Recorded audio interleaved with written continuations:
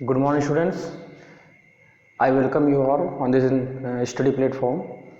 Today आज हम syntax topic पढ़ने जा रहे हैं कि सिंटेक्स होता क्या है। ये इंग्लिश ग्रामर में एक बहुत ही इम्पोर्टेंट टॉपिक है कि व्हाट इज सिंटेक्स। अब सिंटेक्स है क्या, इसको समझने की ज़रूरत है। यहाँ पे सिंटेक्स एक ऐसा रूल है जिसके अंतर्गत हम किसी भी सेंटेंस में जितने भी वर्ड यूज़ किए गए हैं उनको सही क्रम में कैसे लिखें, कौन सा वर्ड कब यूज़ करना है, कहाँ यूज़ करना है, इन सब के विषयों में हम इस टॉपिक में पढ़ते हैं। तो for students who are intermediate now, this is very important topic. ये बहुत ही इंपॉर्टेंट टॉपिक है सिंटेक्स। तो first of all we will try to find the definition of the syntax. Syntax तो होता क्या है, तो इसकी डिफिनेशन ये है कि दी arrangements of the words in a sentence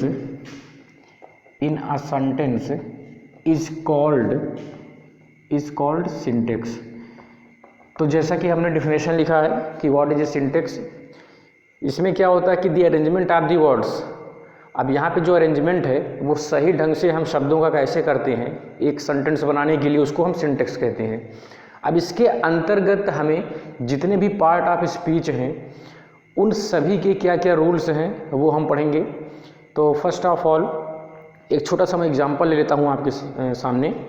जैसे कि अब शब्दों का सही अरेंजमेंट, इसका मतलब क्या है? इसका मतलब ये है कि कोई भी सेंटेंस हो वो उसका फॉर्मेशन केवल एक ही तरीके से होता है। फॉर एग्जांपल अगर मैं एक सेंटेंस लिखता हूँ जैसे कि he is a policeman, he is a policeman, वह एक पुलिसमैन है। तो जैसा कि हमने यहाँ पे एग्जांपल लिया है कि ही इज़ अ पुलिसमैन, वह एक पुलिसमैन है, वह एक पुलिसमैन है। तो यहाँ पे हमें ये देखना होगा कि जो हमने ये सेंटेंस लिखा है ये हमने सही ढंग से लिखा है या नहीं लिखा है। सही ढंग से लिखा होने का मतलब कि इसमें सब्जेक्ट वर्ब जो एग्रीमेंट है वो फॉलो हुआ है, क्या सब्जेक्ट के बाद वर्ब आया है और वर्ब के बाद क्या दूसरे शब्द लिखे गए हैं। अगर ऐसा होता है तो जो हमारा सेंटेंस होगा वो बिल्कुल ही करेक्ट मैनर में हमने लिखा होगा। तो first of let's check it whether it is right और रॉन्ग। तो यहाँ पे सबसे पहले तो जो हमारा वर्ड है वो हमें क्या मिला, ही क्या एक प्रोनाउन है। हम जानते हैं कि कोई भी सेंटेंस हो उसमें जो सब्जेक्ट होता है वो या तो नाउन होगा या प्रोनाउन होगा। तो ये तो हमारा हो गया सब्जेक्ट जो कि है क्या, एक प्रोनाउन है। अब सब्जेक्ट के बाद हमें क्या मिलता है, वर्ब मिलता है। तो इज हमारा क्या हो गया, वर्ब हो गया।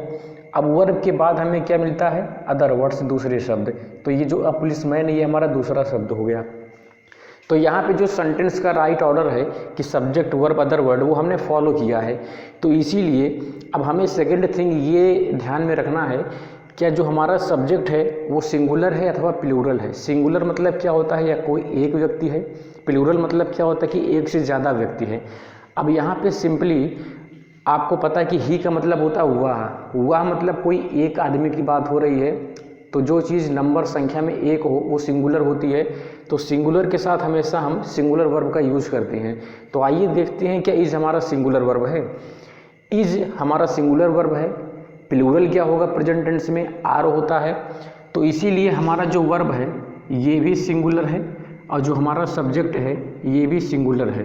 तो यहाँ पे सिंगुलर सब्जेक्ट के लिए सिंगुलर वर्ब हमने अप्लाई किया है, इसीलिए जो हमारा ये सेंटेंस है बिल्कुल ही करेक्ट है।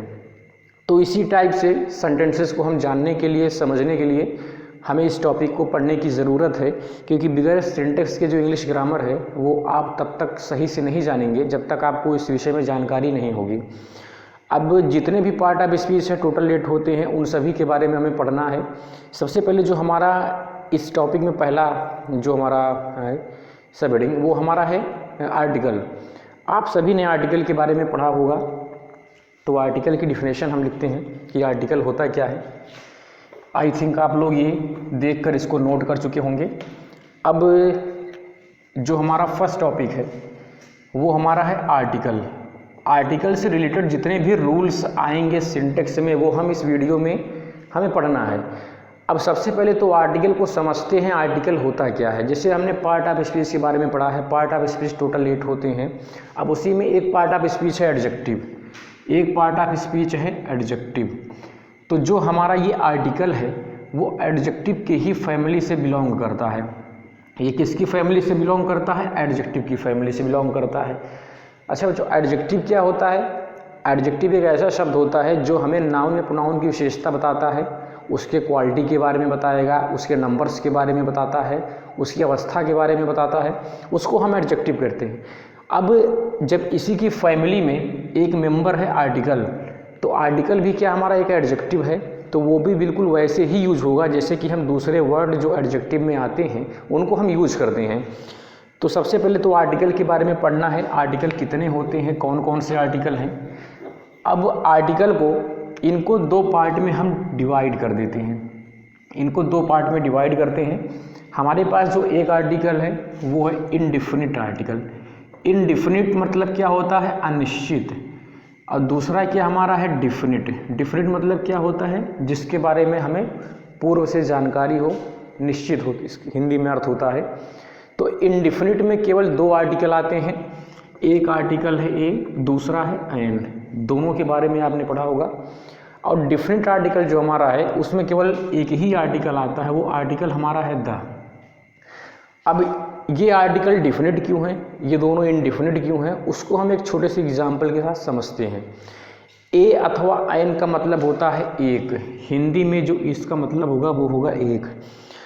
अब कोई चीज़ अगर संख्या में एक है, इसका मतलब उसको हम काउंट कर सकते हैं कि एक है या एक से ज़्यादा है।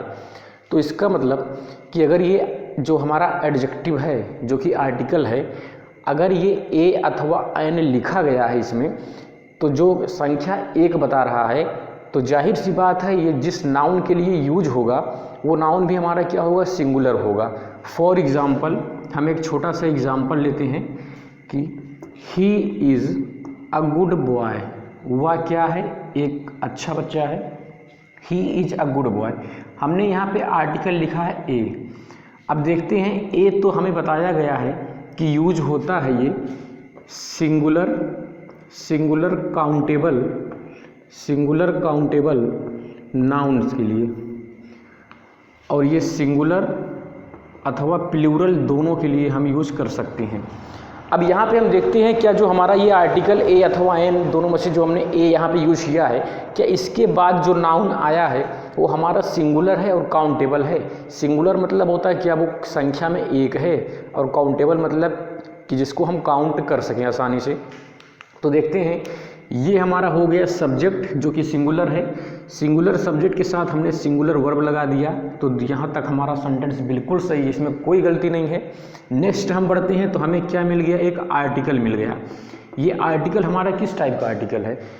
ये इंडिफिनिट है या डिफिनिट है? जाहिर सी बात है ये इंडिफिनिट है, क्योंकि जो ए आर्टिकल है वो कहाँ लिखा गया है? इंडिफिनिट वाले पोर्शन में लिखा गया है। तो हमारा ये क्या है? इंडिफिनिट आर्टिकल है।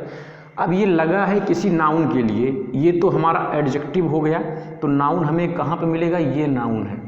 अब यहाँ पे ध्यान से देखिए, मैंने लिखा है सिंगुलर काउंटेबल नाउन। तो क्या जो हमारा ये बॉय लिखा गया है जो कि नाउन है, वो हमारा सिंगुलर काउंटेबल नाउन है? सबसे पहले हम ये देखते हैं क्या बॉय काउंटेबल है। अब लड़के को क्या हम गिन सकते हैं? कितने लड़के हैं? एक लड़का है, दो लड़का है, तीन लड़के हैं, चार लड़के हैं। जाहिर सी बात हम इसको ईजिली गिन सकते हैं। अब यहाँ पे बॉय है, क्या बॉय सिंगुलर लिख रहा है या प्लूरल लिखा गया है? तो जाहिर सी बात है ये हमारा क्या है? सिंगुलर है। बॉय का प्लूरल क्या होता? बॉयज़ होता। तो अगर ऐसा होता तो हम यहाँ पे ए का यूज़ ना करते। तो केवल दिमाग में इतना रखिए कि ए अथवा एन इंडेफिनिट आर्टिकल है, इसका यूज हमेशा always we will use these articles with singular countable noun. Singular countable noun के साथ हम इन दोनों आर्टिकल्स का यूज़ करेंगे, जैसा कि मैंने यहाँ पे एग्जाम्पल में लिखा है। अब डिफिनिट आर्टिकल क्या है, इसको ज़रा आपको ध्यान से समझने की ज़रूरत है।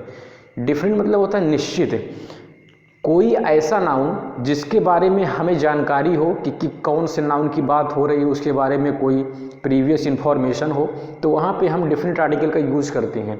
इसको एक एग्जाम्पल के तहत हम समझते हैं कि आई saw a boy, the boy was shouting, the boy was shouting loudly। मैंने यहाँ पे एक एग्जाम्पल लिखा है, दो सेंटेंस मैंने लिखे हैं। अभी दोनों सेंटेंस में ये पहला सेंटेंस है, ये हमारा दूसरा सेंटेंस है। पहले सेंटेंस को हम देखते हैं, ये हमारा हो गया सब्जेक्ट, सब्जेक्ट क्या हमारा प्रोनाउन एक है। अब ये हमारा हो गया वर्ब, वर्ब के बाद हमें क्या मिल गया, आर्टिकल मिल गया। ये कौन सा आर्टिकल हमारा है, इंडिफिनिट आर्टिकल है। तो अगर इंडिफिनिट है तो इसके बाद जो भी नाउन आएगा वो हमारा होगा सिंगुलर नाउन। तो यहाँ ये पहला सेंटेंस हमारा बिल्कुल करेक्ट है। इस सेंटेंस का हिंदी क्या होगा कि आई सा ए बॉय, मैंने एक बच्चे को देखा। फिर दूसरा सेंटेंस स्टार्ट है, the boy was shouting loudly, बच्चा जोर से चिल्ला रहा था। अब यहाँ पे मैंने बॉय के पहले द आर्टिकल यूज किया है, लेकिन यहाँ पे बॉय के पहले मैंने ए आर्टिकल यूज किया है। तो आप इतना दिमाग में रखिए कि दुनिया में कोई भी कॉमन नाउन अगर सेंटेंस में पहली बार आता है तो ए अथवा एन या द में से अगर हमें कोई एक आर्टिकल लगाना हो तो हम द आर्टिकल कभी भी नहीं यूज करेंगे। यहाँ पे बॉय क्या है, नाउन है। ये किस टाइप का नाउन है, कॉमन नाउन है। नाउन जो जनरली होते हैं 5 टाइप्स के होते हैं, proper noun, common noun, abstract noun, material noun, collective noun. तो उन 5 पार्ट्स में से ये किस टाइप का नाउन है, बॉय, कॉमन नाउन है। तो अगर किसी सेंटेंस में कॉमन नाउन शुरू में आ जाए, पहली बार आए, और वहाँ पे उसके पहले हमें आर्टिकल्स का यूज करना हो तो हमेशा हम ए अथवा एन का यूज करेंगे उच्चारण के आधार पर। तो हमने यहाँ पे ए का यूज कर दिया। अब वही कॉमन नाउन दूसरे सेंटेंस में भी आया है। अब दूसरे सेंटेंस की हिंदी क्या है कि बच्चा जोर से चिल्ला रहा था। अब जो बच्चा चिल्ला रहा था उसके बारे में हमें जानकारी है। वो बच्चा कौन था, जिसको मैंने देखा, जिस बच्चे को मैंने देखा वही बच्चा चिल्ला रहा था। तो अब इस बच्चे के विषय में जानकारी है, इसीलिए हमने इसके पहले द आर्टिकल लगा दिया, डिफिनेट कर दिया, इसको निश्चित कर दिया। तो यहाँ पे मैंने 2 एग्जाम्पल लिए हैं कि कहाँ पे हमें ए अथवा एन का यूज़ करना है और कहाँ पे हमें द का यूज़ करना है। तो द का यूज हम वहीं पे करेंगे जहाँ पे उसके बाद आए हुए नाउन के बारे में हमें जानकारी होगी। ए अथवा एन का यूज वहाँ पे करेंगे जहाँ पे सिंगुलर काउंटेबल नाउन हो और ऐसा कॉमन नाउन हो जो पहली बार आया हो, उसके बारे में कोई जानकारी ना हो। तो ये तो था हमारा छोटा सा एक इंट्रोडक्शन। अब इसके अंतर्गत कितने रूल्स आते हैं आर्टिकल के, वो हम 1 बाय 1 डिस्कस करते हैं। तो I think I am going to erase it, kindly note it down. जो कुछ भी लिखा गया आप उसको नोट कर सकते हैं। तो चलिए अब हम नेक्स्ट बढ़ते हैं हमारे रूल्स पे। तो आर्टिकल में सबसे पहले तो हम पढ़ेंगे यहाँ पे इंडिफिनिट आर्टिकल के बारे में। अब इंडिफिनिट आर्टिकल 2 होते हैं, 2 आर्टिकल है इसमें, एक होता है, दूसरा होता है एन। अब दोनों आर्टिकल के बारे में पढ़ते हैं हम। तो रूल्स ऑफ ए, जो ए आर्टिकल है वो हमें कहाँ पे यूज़ करना है उसके बारे में हमें पढ़ना है। तो इसका जो पहला यूज है कि अगर प्रोनंसिएशन का मतलब होता है उच्चारण। उच्चारण में कोई भी नाउन हो उसका जो प्रोनंसिएशन या उच्चारण हो वो किससे हो, व्यंजन से हो। व्यंजन से हो मतलब कॉन्सोनेंट से हो। तो वहाँ पे हम यूज करते हैं ए आर्टिकल को। एग्जाम्पल देखिए आप, जैसे कि हमने इससे पहले वाला जो एग्जाम्पल था उसमें लिखा था आई सा ए बॉय, मैंने एक बच्चे को देखा। अब यहाँ पे बॉय क्या है, नाउन है। अब इसका उच्चारण कैसे होगा, हिंदी में कैसे लिखेंगे, बॉय। तो जो बॉय है उसमें बा जो वर्ड है, जो लेटर है, उसकी ध्वनि उत्पन्न हो रही है। तो क्या है, व्यंजन है। इसीलिए इससे पहले हम जो आर्टिकल यूज करेंगे वो होगा ए। अब दूसरा क्या है इसका रूल कि हम ए का यूज करते हैं नंबर्स में अगर एक दर्शाना हो, कि अगर संख्या में कोई चीज़ एक है तो वहाँ पे हम ए का यूज़ करेंगे। जैसे कि इसी एग्जांपल में आई सा ए बॉय, मैंने एक लड़के को देखा। अब यहाँ पे कितने बच्चे की देखने की बात हो रही है, केवल एक को देखने की बात हो रही है। तो ए का यूज हम करते हैं नंबर्स के रूप में भी। अब जो हमारा तीसरा रूल है वो थोड़ा इम्पोर्टेंट, इसको समझने की कोशिश करिएगा। आपने प्रॉपर नाउन के बारे में पढ़ा होगा कि प्रॉपर नाउन क्या होता है। एक ऐसा शब्द होता है, एक ऐसा नाउन होता है जो अपने आप में एक उसके बारे में अलग आइडेंटिटी होती है। अगर प्रॉपर नाउन की अलग पहचान होती है, वो कॉमन नाउन से अलग होता है। तो अगर प्रॉपर नाउन में किसी का नाम हो सकता है, प्लेसेस के नेम हो सकते हैं, कोई बिल्डिंग का नाम हो सकता है, कोई नदी का नाम हो सकता है। तो ऐसे केसेस में प्रॉपर नाउन होते हैं।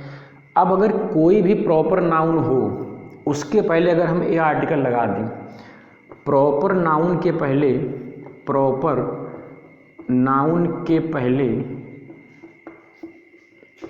ए अथवा एन आर्टिकल लगाने पर, प्रॉपर नाउन के पहले ए अथवा एन आर्टिकल लगाने पर कॉमन नाउन बनता है। अब आपको मैंने रूल बता दिया कि प्रॉपर नाउन के पहले ए अथवा एन आर्टिकल लगा देंगे तो वो प्रॉपर नाउन में बदल जाएगा। अब इसको एग्जाम्पल से हम समझते हैं कि ये प्रॉपर नाउन कैसे कॉमन नाउन में चेंज हो रहा है जब आर्टिकल हम ए अथवा एन लगा रहे हैं। तो यहाँ पे ध्यान से देखिए, मैं एक एग्जाम्पल लिख रहा हूँ कि ही इज़ अ बेसानियो, वह क्या एक बेसानियो है। अब यहाँ पे देखिए ध्यान से कि ये क्या है, एक नाम है, किसी व्यक्ति का नाम है। वैसे ये नाम इंटरमीडिएट के बच्चों को मिलेगा। मर्चेंट ऑफ वेनिस जो प्ले है शेक्सपियर का, बहुत ही बेस्ट प्ले है, वो उसमें जो बेसानियो पर्सन है, अगर वो किसी का नाम है तो ये बेसानियो हो गया प्रॉपर नाउन। इससे पहले हमने लगा दिया ए आर्टिकल। तो अगर हम प्रॉपर नाउन के पहले ए आर्टिकल लगा देते हैं तो ये बन जाएगा कॉमन नाउन। अब कॉमन नाउन कैसे बना, उसके लिए आपको जो बेसानियो है इसके बारे में थोड़ा बहुत जानकारी होनी चाहिए। बेसानियो क्या था, एक ऐसा व्यक्ति था जो कि फैशन का शौकीन था। वो अच्छे अच्छे कपड़े पहनता था, पार्टीज में जाता था, एंजॉय करता था, खूब ढेर सारे पैसे वो स्पेंड करता था अपने मित्रों के साथ, पार्टी वगैरह में, डांस वगैरह में, क्लब जाता था वो। तो एक बहुत ही वो आधुनिक लड़का था और शौकीन था, जिसको हम कह सकते हैं स्टाइलिश भी था। तो इसका मतलब यहाँ पे ये नहीं है कि वह एक बेसानियो है, वह दो बेसानियो। इसका मतलब ये है कि वह क्या है, एक ऐसा व्यक्ति है जो कि खर्चे ज़्यादा करता हो और स्टाइलिश रहता हो बेसानियो की तरह। तो इसका मतलब बेसानियो से यहाँ पे रिलेटेड है कि एक ऐसा व्यक्ति जो खर्चे ज़्यादा करता हो, जो स्टाइलिश रहता हो, तो वो व्यक्ति हो जाएगा कॉमन नाउन। तो इसीलिए जो बेसानियो है ये हमारा प्रॉपर नाउन से कॉमन नाउन में बदल गया। अब कब बदला, जब हमने ए आर्टिकल लगा दिया तब जाके ये कॉमन नाउन में बदला। अब ये जो तीसरा रूल है आप लोग समझ गए होंगे। अब नेक्स्ट रूल में हम लोग चलते हैं कि जैसे आप लोगों ने सुना होगा कि कोई भी चीज़ आप मार्केट में ख़रीदने जाते हैं तो आप कहते हैं कि ये चीज़ इतने रुपए पर पीस है या इतने रुपए का 1 किलो है। तो वहाँ पे जहाँ पे हमें रेट बताना हो, उस रेट को बताने के लिए हम ए आर्टिकल का यूज करते हैं। जैसे रेट बताने के लिए, कॉस्ट बताने के लिए एग्जाम्पल देखते हैं हम कि आई परचेज्ड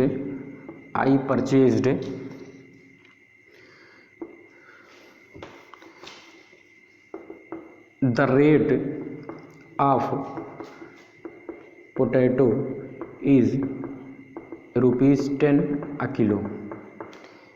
तो जो हमारे पास रेट पर के संदर्भ में प्रति के स्थान पर हम ए का यूज़ कर सकते हैं।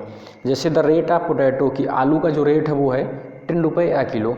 अब चाहे हम यहाँ पे ए लिखें, चाहे यहाँ पे ए लिखें या पर लिखें, दोनों का हमारा अर्थ वही होगा, मीनिंग वही होगी। तो ए का यूज हम पर के स्थान पर भी कर सकते हैं। पर मतलब होता है प्रति, चाहे हम वहाँ पे पर लिखें या ए लिखें, दोनों की मीनिंग सेम होगी। तो the rate of potato is 10 rupees a kilo, कि जो आलू की कॉस्ट है, उसका जो रेट है वो है 10 रुपये प्रति किलो। तो यहाँ पे भी हम ए का यूज़ करते हैं। तो आई थिंक मैंने यहाँ पे आपको 4 नियम बताए हैं। जो हमारा सबसे इम्पोर्टेंट नियम इसमें से है वो हमारा है फर्स्ट वाला। आपको ये पता होना चाहिए कि हमें ए का यूज़ कहाँ पे करना है। कोई ऐसा सिंगुलर काउंटेबल नाउन हो SCN, जो कि उच्चारण जिसका क्या हो, किसी व्यंजन से हो। मतलब उस नाउन को, जो शब्द है उसको अगर हिंदी में लिखें तो जो पहला वर्ड होगा अगर वो व्यंजन होगा तो हम वहाँ पे ए का यूज़ करेंगे। अगर वो स्वर होता है तो हम एन को वहाँ पे लिखते हैं, जो कि आपको इसके बाद वाले रूल्स में पढ़ाया जाएगा। अब नेक्स्ट मूव करते हैं हम, आप इसको नोट कर सकते हैं। एक बार देख लीजिए चारों रूल्स को, ये चारों रूल्स बहुत ज़्यादा इम्पोर्टेंट हैं।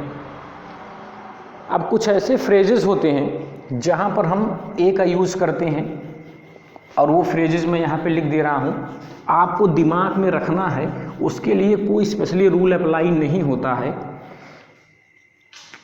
कि सम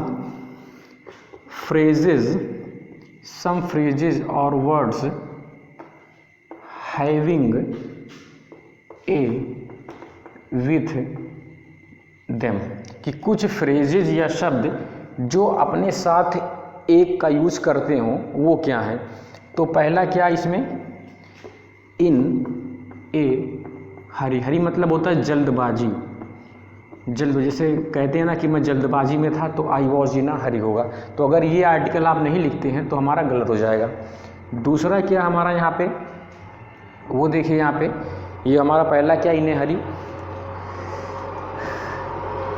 दूसरा है make a noise, make a noise, यहाँ भी ए का यूज़ करना है। आप पीटी, यहाँ भी ए का यूज़ करना है। इसी प्रकार से नेक्स्ट है, तीनों को देख लीजिए। नेक्स्ट है at a large scale. At a large scale का मतलब होता है कि कोई चीज़ बहुत ही ज़्यादा मात्रा में घटित होती है, तो वहाँ पे हम कहते हैं एट ए लार्ज स्केल। जैसे the plastics are floating over the sea on the sea water at a large scale. जो प्लास्टिक्स हैं वो समुद्र के पानी में तैरते हैं एक बहुत ही भारी मात्रा में, क्योंकि जो पोल्यूशन वगैरह है हम उसी में ही फ्लो कराते हैं। तो यहाँ पे मैंने कुछ फ्रेजेस लिखे हैं, कुछ शब्द लिखे हैं जिनके साथ ए आर्टिकल का यूज हमेशा आपको करना है। इसको आप माइंड में रखेंगे और कभी भी इसको भूलेंगे नहीं। फिर इसके बाद है at an early age. At an early age का मतलब होता है कि बहुत ही कम उम्र में, मतलब बचपन से ही या बहुत ही कम उम्र ही हो तभी से कोई वर्क शुरू कर दिया जाए, तो वहाँ पे हम एट एन अर्ली एज का यूज़ करते हैं। तो एन का यहाँ पे यूज हुआ, इसको माइंड में रखिएगा। तो आई थिंक जो यहाँ पे मैंने रूल्स ऑफ ये बताए हैं वो आपको समझ में आ गए होंगे। जो यहाँ पे कुछ फ्रेजेस मैंने लिखे हैं इसको ध्यानपूर्वक देखिएगा, इसको दिमाग में रखिए कि कौन से फ्रेज, कौन से शब्द के पहले हमने कौन सा आर्टिकल यूज़ किया है, वो आपको दिमाग में रखना है कि कहाँ पे ए का यूज हुआ है, कहाँ पे एन का यूज हुआ है। इसको आप नोट डाउन कर सकते हैं और इसको रिवाइज करिए। Thank you students.